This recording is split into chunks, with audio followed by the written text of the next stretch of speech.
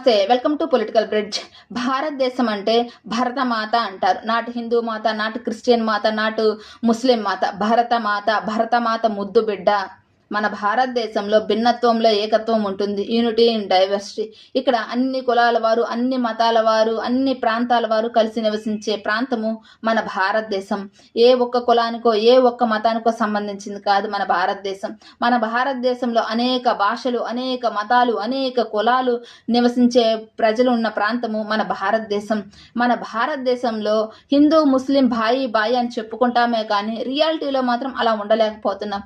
ఇప్పటికీ కొన్ని చోట్ల హిందువులు ముస్లిమ్స్ మధ్య గొడవలు జరుగుతూనే ఉన్నాయి. మరి వీటికి ఎప్పుడు ఫుల్ స్టాప్ పడిద్దో కానీ మన చిన్నప్పటి నుంచి భారతదేశం అంటే డెవలపింగ్ కంట్రీ అని చెప్పుకుంటున్నాం. ఇప్పుడు మన పిల్లల జనరేషన్ వచ్చినప్పటికీ భారతదేశం అంటే డెవలపింగ్ కంట్రీగానే చెప్పుకుంటున్నా. మరి భారతదేశం ఎప్పుడు డెవలప్డ్ కంట్రీగా మారిపోద్ది?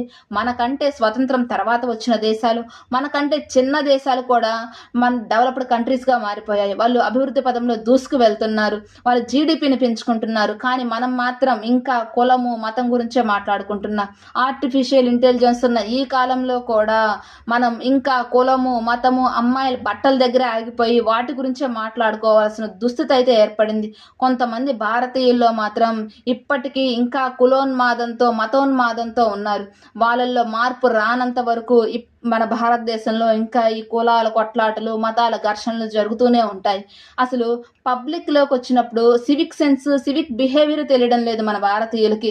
మిగతా దేశాల వాళ్ళు కూడా మన భారతీయులు అంటే చిన్న చూపుగా చూస్తున్నారు. ఎందుకంటే పబ్లిక్ ప్లేసుల్లోకి వచ్చినప్పుడు సివిక్ బిహేవియర్ తెలియదు వీళ్ళకి అని చెప్పేసి.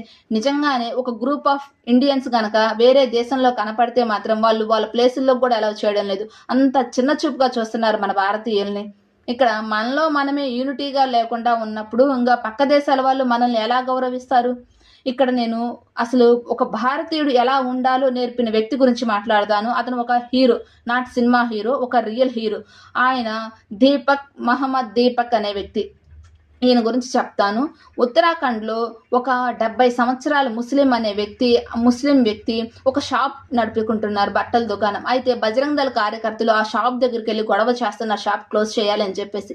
దగ్గరలో ఉన్న దీపక్ అనే వ్యక్తి ఆ బజరంగ్ దళ కార్యకర్తల దగ్గరికి వచ్చి గొడవ పడ్డారు. ఎందుకు ఆ ముస్లిం అనే అతనికి అండగా నిలబడ్డారు.